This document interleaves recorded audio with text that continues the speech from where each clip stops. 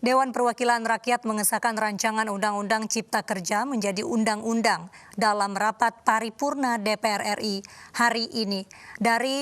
Dua dari 9 fraksi menolak pengesahan, bahkan fraksi Demokrat walk out dari sidang. Kita simak dan kita dengar bersama, maka sekali lagi saya memohon persetujuan untuk di dalam forum rapat paripurna. Bisa disepakati? Dewan Perwakilan Rakyat mengesahkan rancangan Undang-Undang Cipta Kerja menjadi undang-undang dalam rapat paripurna di DPR hari ini.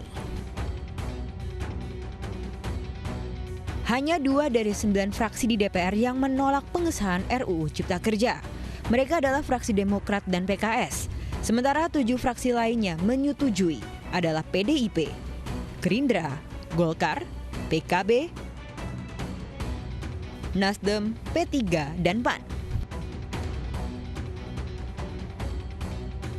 Setiap fraksi pun diberikan kesempatan untuk menyampaikan pendapat selama 5 menit sebelum undang-undang disahkan dalam sidang paripurna. Seharusnya pengesahan Omnibus Law Cipta Kerja menjadi undang-undang dijadwalkan pada Kamis mendatang, tetapi dipercepat hari ini. Pihak Balek mempercepat masa sidang karena alasan pandemi COVID-19. Undang-Undang Cipta Kerja terdiri atas 15 bab dan 118 pasal. Pembahasan dimulai sejak 20 April hingga 3 Oktober kemarin. Surat Presiden RUU Cipta Kerja diserahkan pemerintah ke DPR pada 12 Februari lalu. Undang-Undang Cipta Kerja bertujuan untuk membuka kemudahan berusaha dan penyederhanaan izin dalam menciptakan lapangan pekerjaan.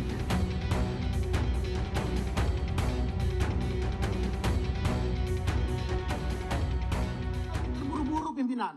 Rakyat di luar bertanya-tanya, kawan-kawan semua di ruangan ini. Jangan sampai ruangan ini menjadi... Pak Iwan, saya minta substansinya apa? Sebelum pengesahan RUU Cipta Kerja, interupsi terjadi di tengah sidang. Fraksi Demokrat berkali-kali interupsi saat pimpinan sidang akan memberikan waktu kepada pemerintah. Mulai dari Irwan, fraksi Demokrat daerah pemilihan Kalimantan Timur. Lalu Didi Samsudin, fraksi Demokrat dari daerah pemilihan Jabar 10. Kami meminta di voting saja. Ini bukan masalah menang dan kalah. Ya, Pak Didi, cukup. Tetapi Anda tidak usah mengajari kami. Saya tidak mengajari saudara pimpinan. Dan puncaknya saat Beni Harman dari daerah pemilihan NTT menginterupsi. Fraksi Demokrat menolak pengesahan RUU Cipta Kerja karena sejumlah pasal dinilai mengakomodir kepentingan pengusaha dibandingkan pekerja. Sebelum pemerintah dikasih kesempatan. Saya mengatur kami dulu. Tidak, kami dulu. Kami persilakan kepada pemerintah. Tolong Pak Ketua, Pak Beni, baca pasal ini. Baca ini. saya baca, Pak Beni bisa dikeluarkan dari ruang paripurna. Kalau Anda tidak mengikuti aturan mekanisme. Saya ngatur di dalam rapat. Tolong saya diinterupsi. Akhirnya fraksi Demokrat pun memutuskan walkout dari sidang saat Menteri Perekonomian Erlangga Hartarto hendak menyampaikan pandangan pemerintah.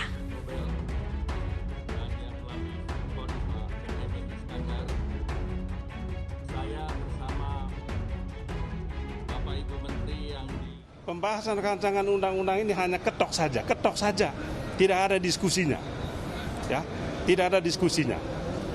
Lalu alasan yang ketiga tentunya, ya, rancangan undang-undang ini kalau teman-teman baca itu lebih banyak mengakomodir kepentingan pebisnis, sedangkan kelompok-kelompok rentan masyarakat seperti nelayan, petani, pekerja, UMKM sama sekali tidak diperhatikan. Hanya memberikan legalisasi, ya, dekriminalisasi terhadap pebisnis-pebisnis yang selama ini melakukan perambahan hutan. Itu yang terjadi. Ya, bagaimana kita bisa menyetujui rancangan undang-undang semacam ini? Maka kita menolak. Isu tenaga kerja juga kita minta supaya dikeluarkan dari rancangan undang-undang ini. Mengapa? Hak-hak pekerja sama sekali tidak diperhatikan. Yang paling nyata itu adalah ketentuan tentang pesangon. Pesangon itu sesuai dengan undang-undang existing itu 32 kali gaji. Ini dipotong. Pengusaha hanya tanggung jawab 16 kali. Lalu pemerintah dikasih tanggung jawab 9 kali. Tapi itu pun mekanismenya asuransi. Coba bayangkan, mulai melalui asuransi jaminan kehilangan pekerjaan. Duit dari mana pemerintah bayar itu? Situasi ekonomi sulit begini. Ini yang kita dari awal tentang ini. Jangan dong. Jangan manfaatkan COVID ini. Jangan atas nama COVID ini, pengusaha-pengusaha ini, pebisnis-pebisnis ini memanfaatkan kondisi, kemudian memaksa presiden untuk mengesahkan rancangan undang-undang yang menguntungkan mereka. Setelah ini nanti akan ada PHK habis-habisan.